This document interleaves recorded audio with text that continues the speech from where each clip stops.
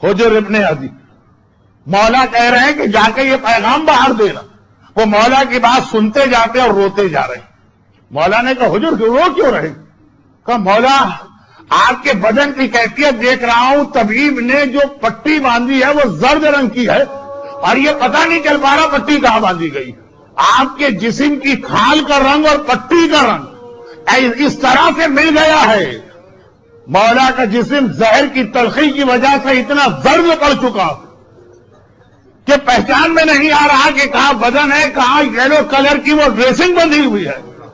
مولا نے کہا حجر تم بھی اپنے آپ کو یاد کرو، ایک وقت آئے گا جب تم سے کہا جائے گا کہ مجھ سے برات اور بیزاری اختیار کرو. ابھی مولا نے جملہ پورا نہ کیا، حضور نے تڑپ کے کہا مولا یہ کیسے ممکن ہے، میں مر جاؤں گا اور یہ بات قبول نہ کروں گا. اور مولا نے کہا یہی ہوگا، یہی ہوگا، انتہائی مظلومیت کے ساتھ تمہیں شہید کیا جائے گا. لیکن بس اب زیادہ دیر میرے پاس نہ بیٹھو، آج تمہارا امام بہت کمزور ہو چکا، آج تمہارا امام بہت کمزور ہو چکا. خیبر کا قلعہ فتح کرنے والا، تن تنہا احد و حنین کے معرکے کو سر کرنے والا، دو جملے تاریخ میں آ گئے آج رات کے لیے. پہلا جملہ جب مولا نے آج نماز مغربین پڑھی تو یہ علی کی زندگی کی پہلی اور آخری نماز تھی جو بیٹھ کر پڑھی گئی. میں اکثر یہاں پہ ایک جملہ کہتا ہوں، اہل بیت کی سیرت کو سمجھنے کے لیے اپنے گھروں پہ نگاہ نہ ڈالیے گا، اہل بیت کے گھروں پہ نگاہ ڈالیے گا. ہم اور آپ کو ذرا کمزوری ہوئی، ذرا تھکن ہوا، ذرا بڑھاپا آ گیا، بیٹھ گئے. اہل بیت کے یہاں بیٹھ کے نماز پڑھنا، ارے سنت نماز جو ویسے ہی ایک جوان کو بھی اجازت ہے بیٹھ کے پڑھ سکتا ہے، ثواب کم ہوگا لیکن جائز ہے. سنت نماز وہ بھی اگر زینب نے زندان شام میں بیٹھ کے پڑھ لی. سجاد جیسا صاحب معرفت، سجاد سے بے کر زینب کی معرفت کس کے پاس ہے؟ ایک مرتبہ گھبرا کے کہنے لگا پھوپھی اماں آج یہ کون سا دن آ گیا کہ آپ بیٹھ کے نماز پڑھ رہی ہیں جنہوں نے شام غریبہ رات بھر پورے گھر کا پہرا دیا. یہ جملہ کل کی مجلس میں مکمل کروں گا. تو اہل بیت کے یہاں اگر واجب نماز کوئی بیٹھ کے پڑھے بس سمجھ لیجیے قیامت بھی چھوٹی مصیبت ہے اس کے مقابلے میں. آج میرے مولا نے ایسا زہر تھا جو ابن ملجم بے حیائی سے کہہ رہا 40 دن میں نے اپنی تلوار کو روزانہ زہر میں بجھایا. میرا مولا نماز بیٹھ کے بھی پڑھ رہا اور اپنے اصحاب سے کہہ بھی رہا کہ جو پوچھنا ہے بہت ہی مختصر پوچھ کے چلے جاؤ، آج میں اپنے بدن میں بہت کمزوری محسوس کر رہا ہوں.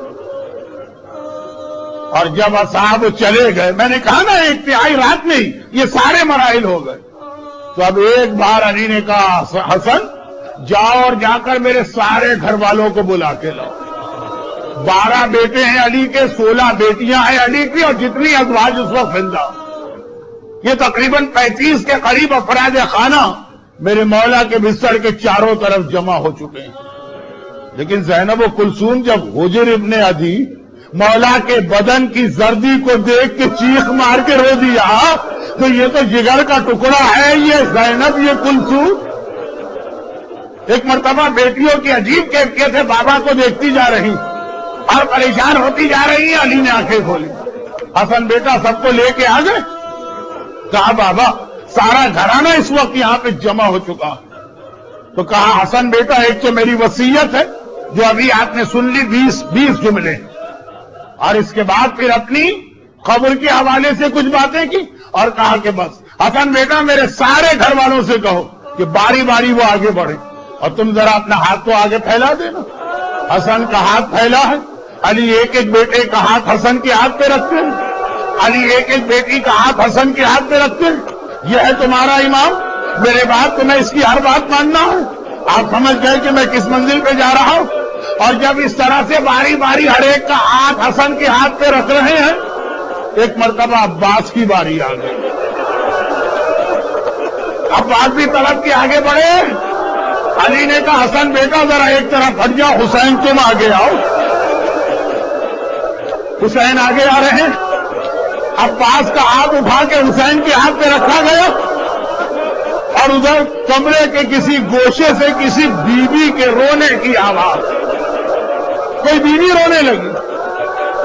علی نے کہا زینب بیٹی ابھی میں زندہ ہوں, یہ کون رو رہا؟ زینب نے کہا بابا اماں ام البنین رو رہی ہے. بابا اماں ام البنین رو رہی. علی نے کہا ام البنین ذرا قریب آؤ, ابھی میں زندہ ہوں. ابھی یہ کس چیز کا ماتم ہے؟ کہا مولا صرف اتنا بتا دیجئے میرے عباس نے کیا غلطی کی ہے, میرے عباس کا قصور کیا؟ علی سلونی کائنات کی ہر شے جاننے والا ایک مرتبہ گھبرا کے کہتا ہے ام البنین یہ تم نے کیا کہہ دیا؟ عباس کی غلطی کا تذکرہ کیسے آ گیا؟ کہ آپ نے ہر ایک کا ہاتھ آقا حسن کے ہاتھ میں دیا, میرے عباس کا ہاتھ آقا حسن کے ہاتھ میں کیوں نہ دیا؟ علی جیسے صابر کی آنکھوں میں آنسو آ گئے. ام البنین میں نہ ہوں گا مگر تم ہوگی تو تمہیں پتا چل جائے گا عباس کے ہاتھ. گویا کہہ رہے ہیں عباس کے ہاتھ تو ہے حسین کے لیے, پیدا ہوا تھا تب بھی حسین کی گود میں عباس گیا تھا, پہلے ہاتھ بڑھائے تھے آنکھیں بعد میں کھولی تھی. اور کربلا میں مرا بھی تو دائیں اور بائیں بازو کو حسین کی سکینہ کے نام پہ قربان کر. علی نے باقی وصیتیں مکمل کی اور اس کے بعد ایک مرتبہ ایک عجیب جملہ کہا.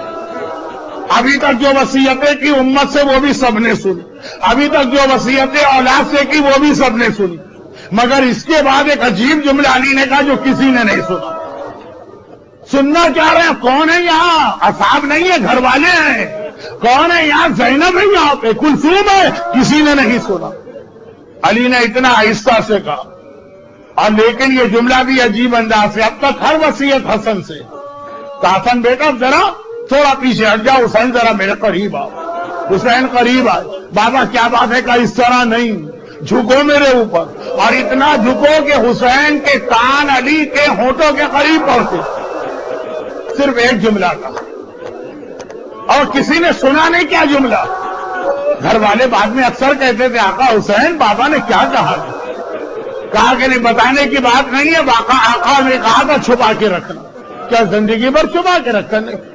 عصر عاشور جب آخری رخصت کے لیے آئے, ایک مرتبہ کا زینب بہن ذرا شانے پر سے چادر کو ہٹا. زینب نے چادر ہٹائی, میرے مولا حسین نے جھک کے بہن کے بازوؤں کا بوسہ لیا.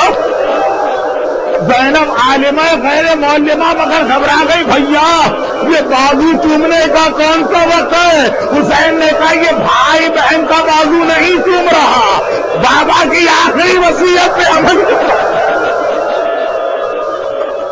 تم پوچھتی تھی نا بابا نے آخری وقت میں وہ جملہ کیا کہا تھا؟ یہی کہا تھا حسین کربلا میں ظاہری طور پہ علی نہ ہوگا, میری زینب کو ان بازوؤں کا بوسہ لینا جس میں رسیاں باندھ کے زینب کو اسی کوفے میں لایا.